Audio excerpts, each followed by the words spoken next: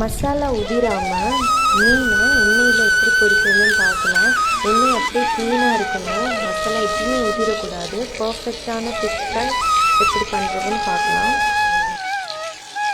இதே ஆயிலில் எல்லா ஃபிஷ்ஷும் வறுத்து எடுத்துடலாம். இதில் ஆயில் ஊற்ற தேவையில்லை, அந்த மாதிரி பொரிக்கணும்.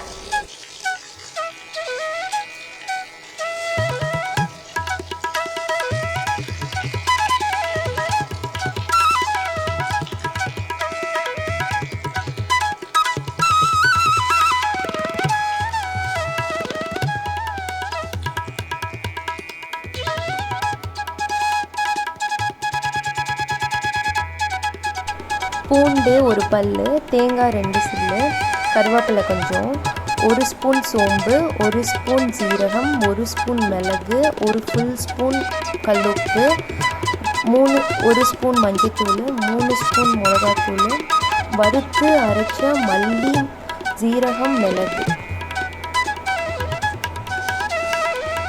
இது கறி மசாலாக்கெலாம் ரொம்ப நல்லாயிருக்கும். இது எல்லாத்தையும் மிக்சர் பண்ணி அரைச்சிக்கணும்.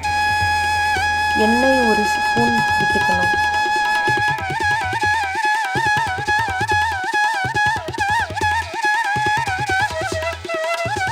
மசாலா எல்லாம் இப்படி தான் பரட்டி முடிச்சுட்டு கூட மீன் குழம்புக்கு வேணும். இது ரெண்டும் நம்ம எடுத்துக்கலாம்.